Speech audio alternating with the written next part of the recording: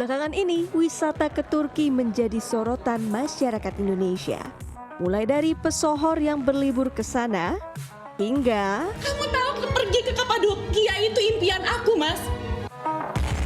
berjalan-jalan ke Turki ternyata jadi impian sejumlah orang, termasuk orang Indonesia. Tapi, mengapa di masa pandemi Turki masih tetap ramai wisatawan? Jadi sehingga pada saat border-border lain masih tutup, negara Turki ini sudah membuka bordernya duluan dan membuka jalan untuk warga negara Indonesia untuk datang berkunjung ke sana. Ya, Turki sudah membuka negaranya sejak pertengahan Juni tahun 2020. Selain itu, Salah satunya orang berlibur ke Turki pun juga karena satu dengan budgetnya sangat terjangkau untuk pergi ke Turki. Jadi sebenarnya kalau misalkan warga negara Indonesia gitu untuk berlibur ke Turki sebenarnya hanya membutuhkan budget sekitar 10 juta aja gitu kan. Mereka maka bisa pergi ke Turki, berkunjung ke Turki selama kurang lebih 10 hari. Dan itu sebenarnya sudah include semuanya kurang lebih ya Mbak.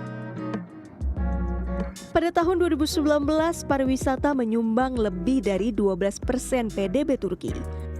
Maka, tak heran jika pemerintah mereka menerapkan sejumlah kebijakan khusus untuk memastikan sektor ini tetap hidup selama pandemi. Health. We introduced our Healthy Tourism Certification Program quickly, and it's a key factor for safe travel and for safe accommodation. Even after the pandemic ends, we will continue to implement our Safe Tourism Certification Program. To attract more visitors, we develop and promote our tangible and intangible natural, cultural, and man-made heritage assets, increase the rate of tourism investments, and raise the quality of service with our strong communication and marketing activities worldwide. Menurut data dari Our World in Data, hingga 18 Januari, lebih dari 62% warga Turki telah divaksin.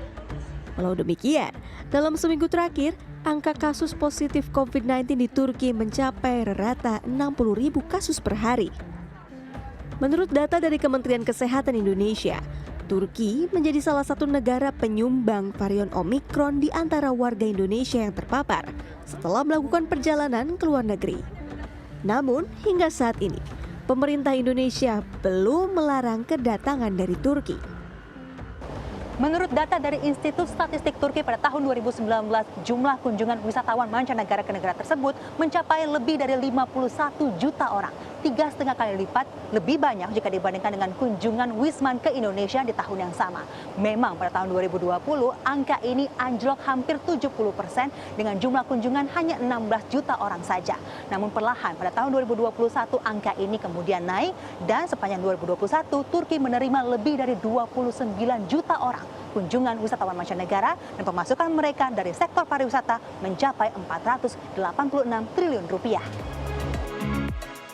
Di masa pandemi, pemerintah Turki juga melakukan promosi besar-besaran agar orang mau berkunjung ke negara mereka, termasuk mengundang sejumlah influencer.